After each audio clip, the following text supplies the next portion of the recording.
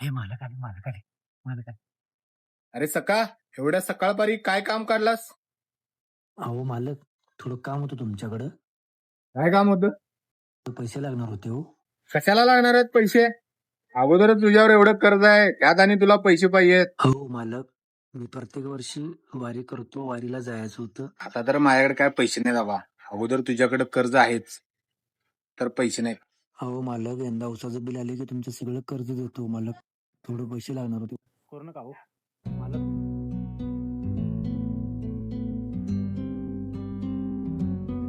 काका असं का बसलाय हो? काय नाही रे बाळा, असंच बसलोय रे. अहो काय झालं सांगा की काका. तुला काय सांगू रे बाळा, काही नाही रे बाळा. अहो सांगा की माऊली काय झालं. अरे बाळा, मी वारीला जाणार होतो, माझ्याकडे पैसे नाहीत म्हणून मी वारीला जाईल झालं बाळा. हे घ्या तुम्ही पैशाने वारीला जाऊन या. नको रे बाळा, हे पैसे तुझ्यावर कुठला आले रे बाळा एवढे?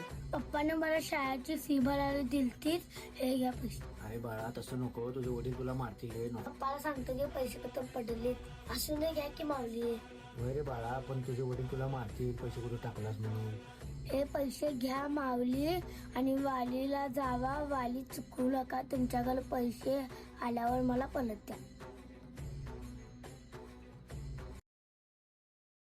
आबा लय खुश आहे. मालकाने वारीला गेला पैसे दिलं. नाही ग तिथे मालकाने पैसे नाही म्हटले, पण एक बाळ आलत, त्या बाळानं मला पैसे दिलं आणि आपण त्याचे पैसे आपलं पीक गेल्यावर त्याला द्यायचं आपण पैसे. ते बाळ लय चांगलं होतं. मला त्यानं म्हटलं तुम्ही वारीला जाऊन या आणि नंतर मला पैसे द्या. लय बाळ चांगलं होतं ते. तुला बाळ दिसलं नाही ते जात्याला तिथे? नाही आबा, मला दिसलं नाही. अगं आता त्या रस्त्यानेच गेले की. नाही.